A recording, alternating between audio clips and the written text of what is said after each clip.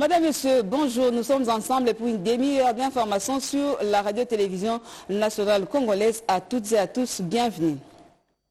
Makutano, rendez-vous du monde des affaires et des finances publiques et des finances a débuté ce mercredi à Kinshasa. Exposés, ateliers, mais également des conférences vont ponctuer la semaine Makutano. Et pour l'ouverture, le chef de l'État, Félix Antoine Tshisekedi Tshilombo, lui-même a fait le déplacement du centre financier. Regardez. Plus d'une centaine de chefs d'entreprise, des politiques, dont de membres du gouvernement, mais aussi des invités venus du continent, prennent part à la 10e édition du Forum économique Makutano. Le président de la République, Félix Antoine Tshisekedi Tshilombo, était l'invité spécial de cette cérémonie d'ouverture qui s'est tenue au centre financier de Kinshasa.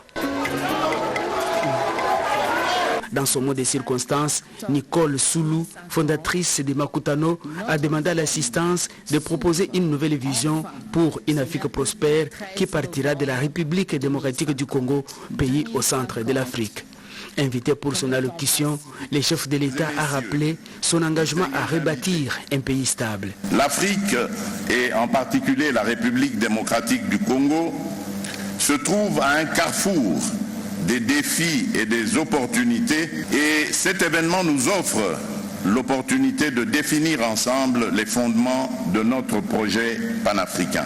Lors de mon investiture, le 20 janvier 2024, pour mon second mandat en tant que président de la République démocratique du Congo, j'ai pris 6 engagements essentiels qui résonnent avec les ambitions de ce nouveau pacte. Ces engagements sont le socle de notre marche vers une République démocratique du Congo plus stable, plus inclusive et plus dynamique. Ils portent sur la création de plus d'emplois, la protection et la stabilisation du pouvoir d'achat, la sécurisation du territoire national, la diversification de l'économie nationale, la garantie de l'accès aux soins et le renforcement de l'efficacité des services publics.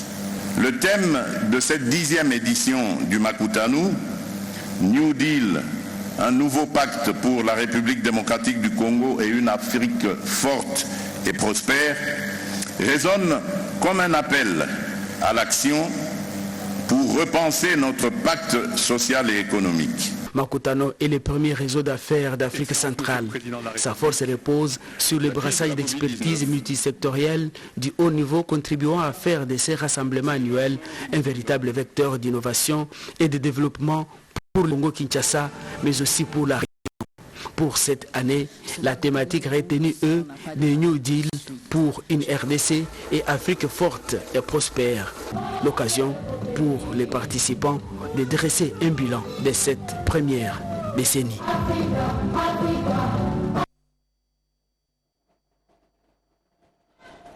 Bien avant, le staff Makutano a été reçu par le chef de l'État, Félix Antoine Tshisekedi Tshilombo, à la Cité de l'Union africaine. J'ai eu l'honneur d'être reçu en audience par son Excellence Monsieur le Président de la République et nous avons pu parler à la fois de cet événement très intéressant du forum de Makutano qui a lieu aujourd'hui ici à Kinshasa, mais également de nos opérations ici. Nous avons fortement étoffé au cours des 3 dernières années et ce bureau nous a permis de déployer plus d'1 demi-milliard de dollars d'investissement et de financement ici au Congo. Donc nous sommes vraiment très heureux d'avoir pu contribuer au développement du secteur privé, mais nous voulons en faire beaucoup plus et c'est bien de cela que nous avons parlé avec Monsieur le Président, des différents secteurs sur lesquels nous voulons faire plus. Nous sommes déjà actifs dans le secteur de l'énergie, dans le secteur de l'inclusion financière, mais dans le secteur de l'économie numérique, mais nous voulons en faire plus sur les questions de soutien aux petites et moyennes entreprises. C'est une demande explicite du Président. Nous voulons également faire plus dans le secteur agricole et nous avons parlé de ce genre d'intervention que nous pouvons et nous allons déployer ici en RDC. L'ambition de notre équipe ici à Kinshasa est celle. Nous travaillons également avec la Banque mondiale pour des projets de partenariat public-privé. Nous apportons les différents outils du groupe justement pour pouvoir faire plus. Je vois ces interventions, je dimensionnais, le secteur de l'énergie, nous allons agrandir ce que nous avons déjà fait, mais également nous allons vraiment lancer des efforts tout particuliers pour le soutien au monde agricole, donc tout ce qui est agro-industrie. Nous regardons également le potentiel minier du pays et de voir comment nous pouvons aider de la valeur à ce secteur avec la transformation transformation de produits des minerais ici dans le pays. Nous avons regardé évidemment la question de transport, que ce soit les ou ferroviaires ou fluviales, mais également les questions de transport. C'est un sujet dont on parlait avec le président.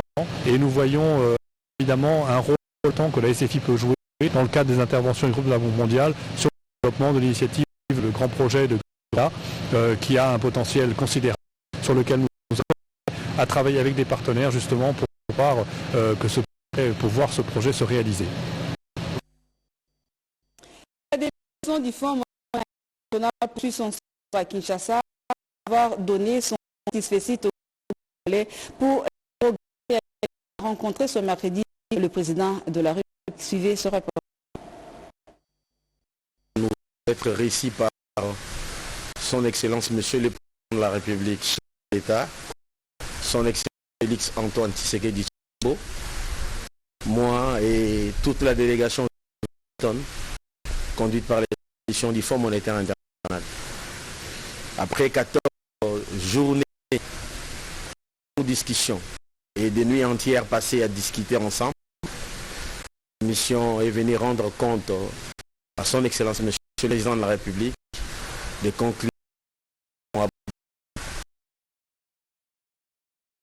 Il est discuté négociation d'un nouveau programme triennal formé accompagné d'un programme climatique RST, et les discussions ont été tenues par nos services techniques et aujourd'hui c'est la fin de la mission. C'est pour cette raison que nous sommes venus rendre compte au président de la République. Et nous avons les privilèges d'amener à notre population que les services techniques de la République démocratique du Congo et du Fonds monétaire international viennent de trouver un accord de 6 sur la conclusion d'un nouveau programme et d'un autre programme climatique RST. Des opportunités pour former notre pays, mais également avancer l'agenda de développement cher président de la République, cher. C'est des programmes particulièrement soutenus par FEC, ont une partie exceptionnelle. Nous avons tenir du Fonds monétaire international qu'au cours de ces programmes, une partie des allocations qui vont être données à la République démocratique du Congo en appui budgétaire. C'est une intervention spécifique qui pourra aider notre pays à avancer sur les chantiers de ces infrastructures ainsi que des externalités positives capables d'induire une croissance plus soutenue sur nos populations de la situation de précarité. En ce qui concerne le programme FEC, il s'appuie sur les priorités du gouvernement et le président a réitéré ces priorités que vous connaissez bien, de s'assurer qu'il y a la sécurité, de s'assurer qu'il y a les investissements qui sont faits pour diversifier l'économie. Il veut aussi la création d'emplois et soutenir les dépenses sociales. En tout cas, il a tout un mandat qui est important pour lui, pour s'assurer que le programme prenne ses engagements. En ce qui concerne le programme la lutte contre le changement climatique, les discussions portées sur les normes dans différents secteurs comme le secteur minier et puis comment protéger les forêts et bien d'autres. Donc sur cette base, le programme FEC apportera plus de 1,7 milliard sur 3 ans et le programme de soutien RST pour la lutte contre le changement climatique aussi apportera un peu plus d'$1 milliard sur 3 ans. Et le président de la République a offert ses bons services dans la crise qui oppose la classe politique tchadienne en sa qualité de médiateur désigné par ses pairs de la CSC. Il a présidé plutôt la cérémonie de signature d'un compromis entre le gouvernement du Tchad et l'UFDT, un parti politique de l'opposition. Ce reportage. Au Tchad, la transition entre dans la dernière ligne droite du processus de paix.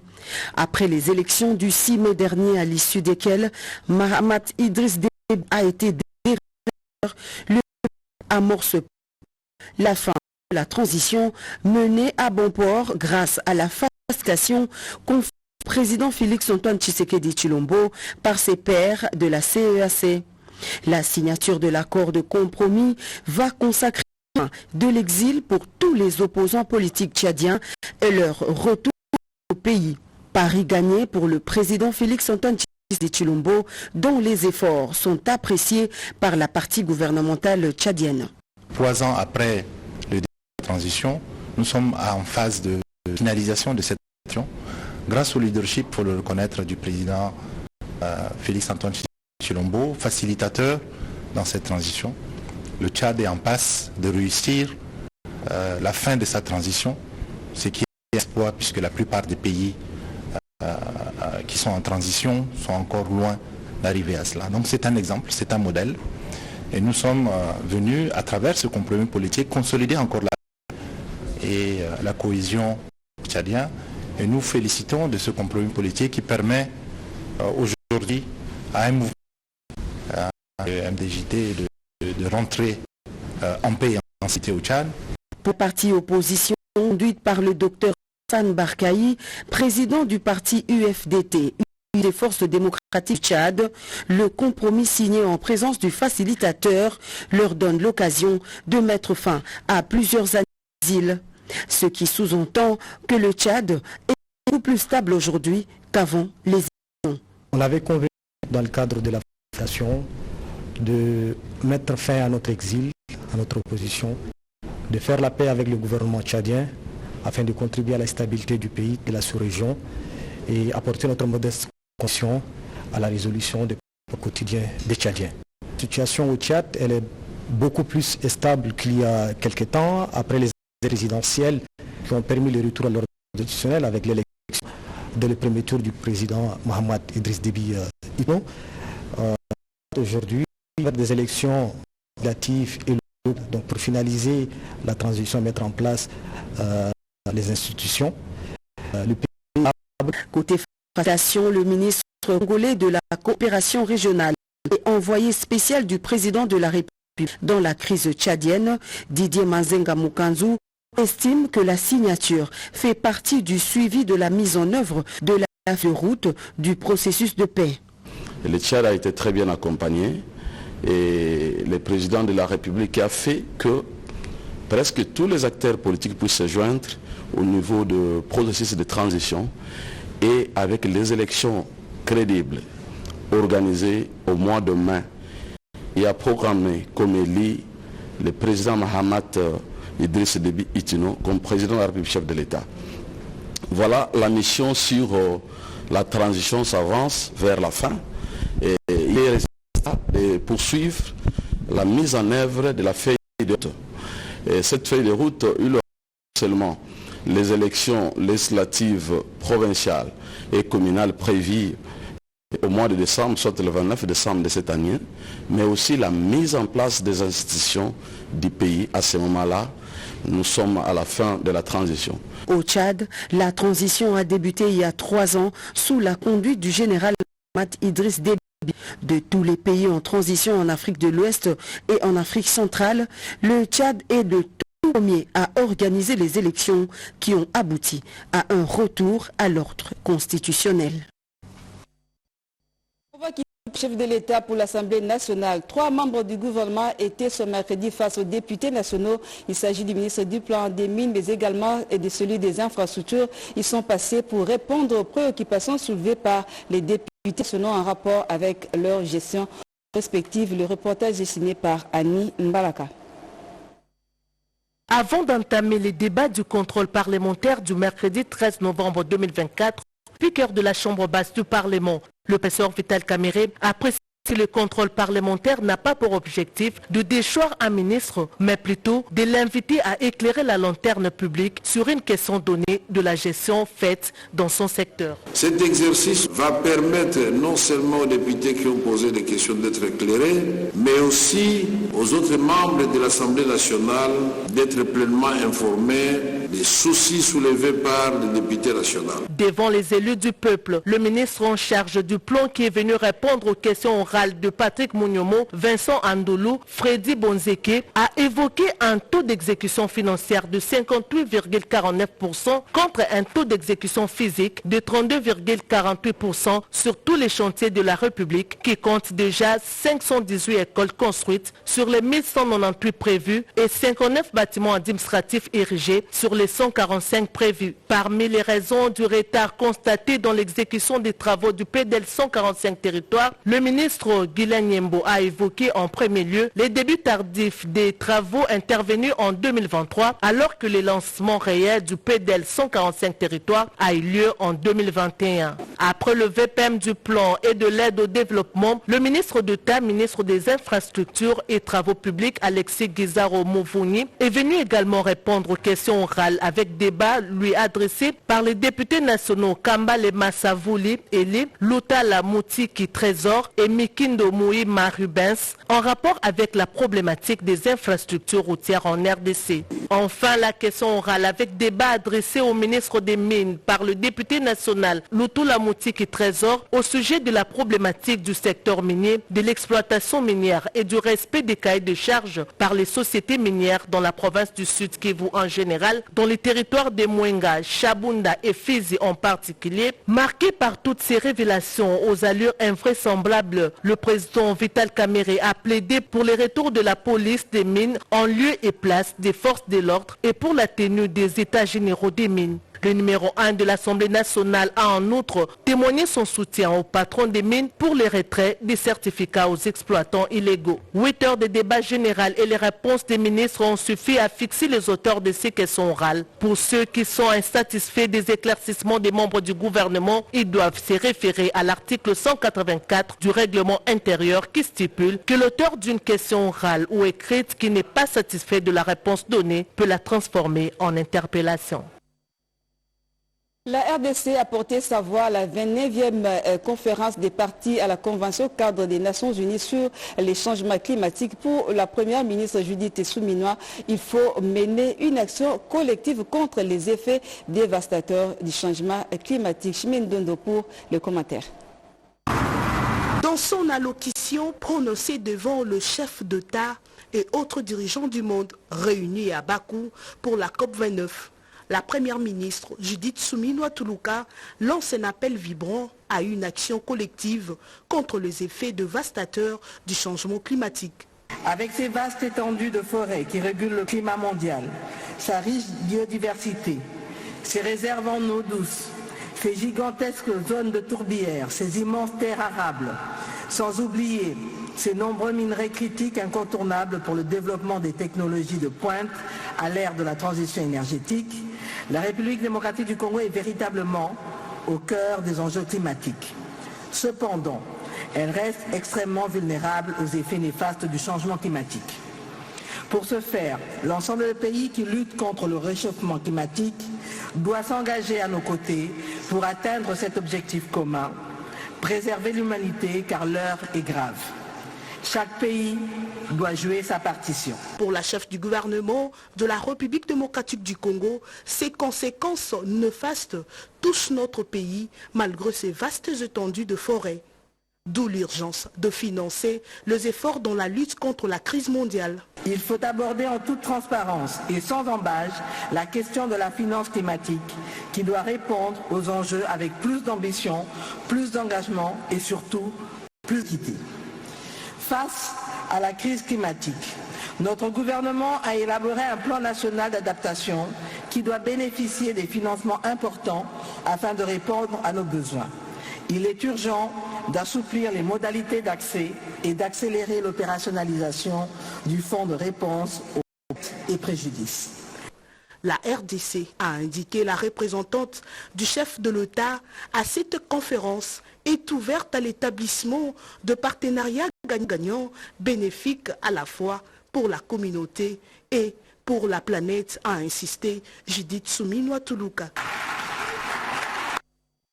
Avancée de la riposte contre le Mpox en RDC, c'était lors du briefing co-animé avec son collègue des médias, Patrick Mouyaya. On fait le point avec Jacques Kabwaba.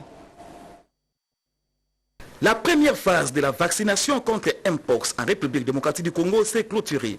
Au cours de cette phase, plus de 51 000 personnes ont été vaccinées contre cette épidémie. Samuel Roger Kamba, ministre de la Santé publique, l'a dit au cours du briefing presse tenu conjointement avec le ministre de la Communication et Médias, Patrick Mouyayaka Temboué. Un lot de plus de 100 000 doses de vaccins contre Mpox arrive à Kinshasa le jeudi 14 novembre. Pour Roger Kamba, c'est l'eau des vaccins et les dons de l'Allemagne à la République démocratique du Congo. La RDC est en discussion avec la France pour bénéficier de notre don de 100 000 doses. Les pays attendent aussi 3 000 doses de l'Empire du Soleil Levant, le Japon. Nous avons fait le choix d'une riposte multisectorielle, c'est-à-dire qu'on a la surveillance, on a le laboratoire, on a la prise en charge, on a la protection contre les infections, on a la communication. Et comme ce virus est déjà connu, eh bien, quand il est apparu en Europe et aux États-Unis, un vaccin avait été trouvé et ce vaccin avait permis à la crise internationale déclarée en 2022 par l'OMS de gérer au niveau des États-Unis et de l'Europe. Nous avons aussi réclamé ce vaccin, nous avons commencé à recevoir ce vaccin, nous avons commencé à donner ce vaccin. Pour sa part, Patrick Mouyaka Temboué, ministre de la Communication et Médias, a saisi cette opportunité pour annoncer que le gouvernement vient de conclure un accord avec l'économie avec une enveloppe colossale affectée aux investissements. La particularité pour l'accord qui est le double accord qui a été obtenu aujourd'hui, c'est que d'une part, nous aurons un appui qui va concerner tout ce que nous avons comme initiative dans les secteurs climatiques. Ce sera à peu près 1,1 milliard de dollars. Et de l'autre côté, nous aurons un appui dans le cadre de la facilité élargie de crédit, donc un nouveau programme triennal d'à peu près 1,7 milliard. La particularité cette fois-ci, souvent lorsque nous recevons ces appuis, c'est de l'argent qui va à la Banque centrale pour renforcer les réserves d'échange, mais l'équipe gouvernementale qui a négocié avec le Fonds monétaire international a obtenu que de cette enveloppe, 800 millions devraient servir à financer des projets d'investissement. Répondant à une question sur la difficulté de Léopard sur l'RTNC, le porte-parole du gouvernement a souligné que le ministre des Finances est déjà saisi pour payer tous les droits nécessaires. Aligner l'ensemble des plans d'action en un seul budget, un seul mécanisme de contrôle, c'est en résumé le plan de travail de la séance de vulgarisation de l'agenda de Lusaka initié par le Conseil national de couverture santé universelle. Dans le cadre de la mise en œuvre de la couverture santé universelle, il est primordial de mener les actions coordonnées pour aligner toutes les interventions à un seul plan d'action, à un seul budget et à un seul mécanisme de contrôle comme le recommande l'agenda de Lusaka. Après avoir exposé sur la portée de ces traités, le Dr Polydor Mbongani Kabila, coordonnateur du Conseil national de la couverture santé universelle, a livré les perspectives en appui au système sanitaire congolais quant à ces. La prochaine étape, c'est que nous allons mettre nos équipes en place pour aller dans le processus de planification des provinces avec des plans d'action opérationnels pour chaque province, et ça, ce sera pour l'année 2025. Nous comptons donc achever ce travail avant la fin de cette année, donc avant décembre 2024, de manière à ce que sur ce plan-là, toutes les interventions dans le secteur de la santé vont s'aligner, même la province sociale. Et nous, en tant que Conseil national de la couverture santé universelle, nous allons aussi impliquer les autres secteurs afin d'appuyer l'action de santé qui finalement va impacter nos populations. À présent, l'on peut dire que le cadre est bien défini. Ainsi donc, tous les partenaires devront s'aligner suivant les priorités qui seront établies par le gouvernement national de la République démocratique du Congo pour la couverture de la santé universelle. 5 000 francs congolais, c'est la contribution mensuelle d'un enseignant pour une mutuelle de santé, une demande de l'intersyndicale des enseignants approuvée par le gouvernement congolais. Le était au centre des entretiens qu'a eu le directeur chef des services, Vladimir Akopé, Boniface Mbaka, avec l'intersyndicale et la mutuelle de santé des enseignants. Regardez.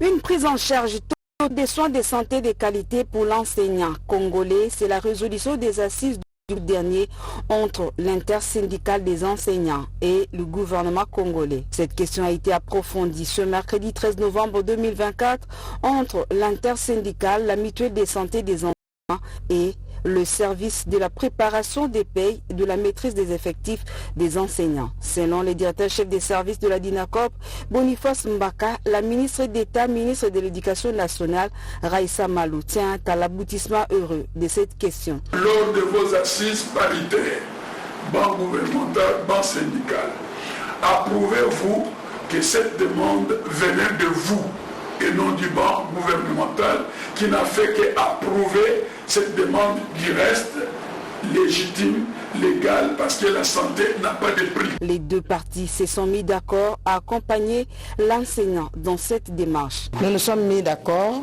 pour que l'enseignant qui a accepté de cotiser 5 000 francs pour sa prise en charge médicale soit effectivement content du service que nous lui rendons, nous en tant que mutuelle.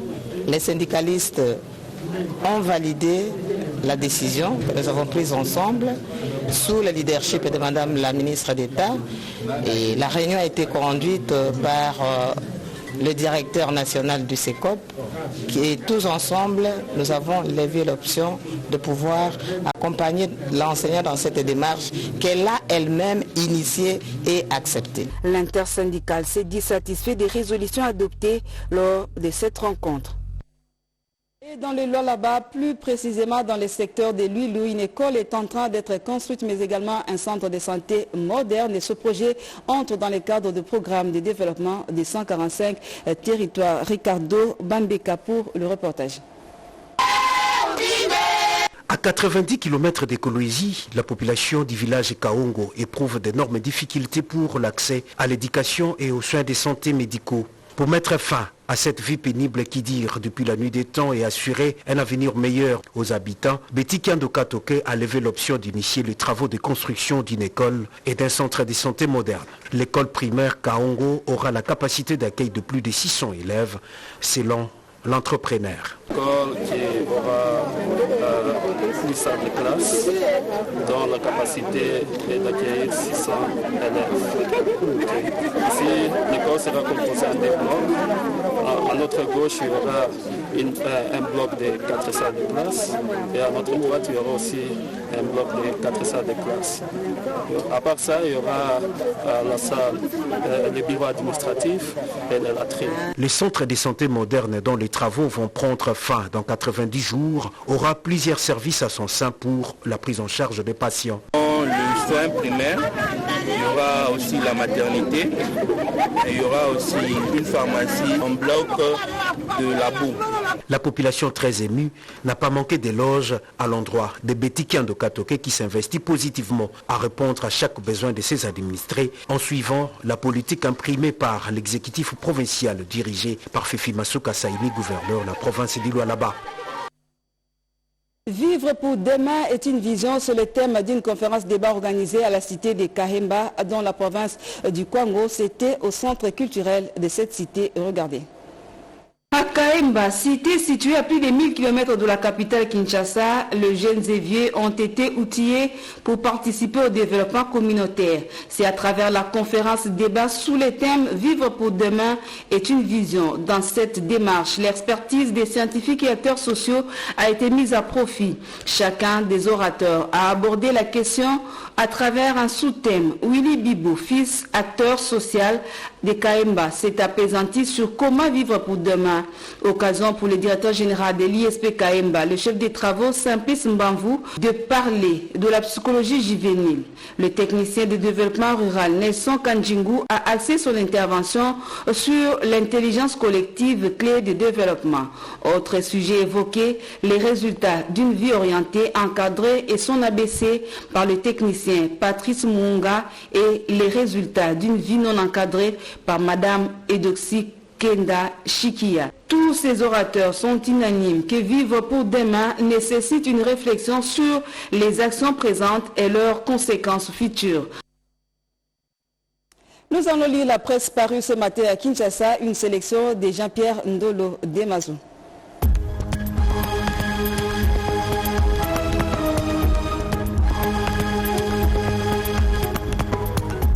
Bonjour mesdames, messieurs et bienvenue à cette revue de presse. Des combats se poursuivent entre le 1-23 et une coalition Wazalendo sur l'axe Petit Pinga au nord Kivu, annonce la référence plus. Selon le confrère, la situation sécuritaire continue de se dégrader sur l'axe Petit Pinga, groupement Kisimba en territoire de Walikale dans la province du nord Kivu. Selon plusieurs sources dans la zone, de violents combats se sont poursuivis jusqu'à mercredi 13 novembre, opposant les rebelles du 1-23 soutenus par le Rwanda à une coalition de combattants Wazalendo. Plusieurs habitants qui se sont réfugiés dans la brousse restent pris au piège sous les feux croisés des belligérants.